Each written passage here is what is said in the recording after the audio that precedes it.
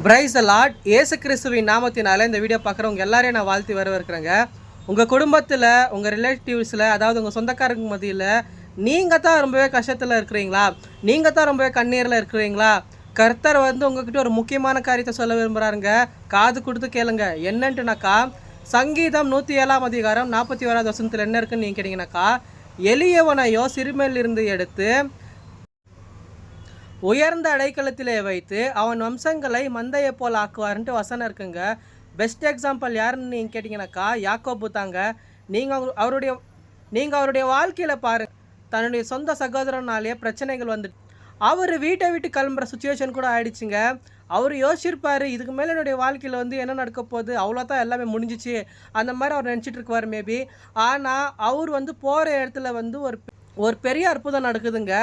அதே மாதிரி தான் உங்களுடைய வாழ்க்கையில் இன்னைக்கு கர்த்தர் ஒரு பெரிய அற்புதங்களாக செய்ய போகிறாரு. யாக்கோபு அவருடைய மாமனாருடைய ஆடுகளை மேய்ச்சிட்டு இருக்கிறாரு. அவர் ஆடுகளை மேய்ச்சிட்டு இருக்கும்போது கூட அவங்க மாமா என்ன பண்ண, எவ்வளோ வாட்டி அவருடைய சம்பளத்தை மாற்றினாருங்க. ஆனால் கூட அவர்கிட்ட இருந்த ஆசீர்வாதத்தை அவரால் ஒன்றுமே பண்ண முடியல. இதே மாதிரி தான் உங்களுடைய வாழ்க்கையில் கூட உங்கள் சொந்தக்காரங்க, உங்கள் ரிலேட்டிவ்ஸுங்க, நீங்கள் யாரையெல்லாம் நம்புனீங்களோ அவங்க கூட உங்களுக்கு எதனா தப்பு பண்ணிடலாம். இல்லை உங்களுக்கு நீங்கள் இந்த மாதிரி ஆயிடணும்னு நினைக்கலாம்.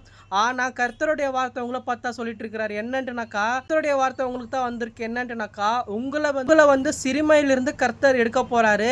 பெரிய இடத்துல உட்கார வைக்க போகிறாருங்க. நீங்கள் அதுக்கு முதல்ல ஆயத்தமாக இருக்கிறீங்களா? ஆயத்தமாக இருங்க.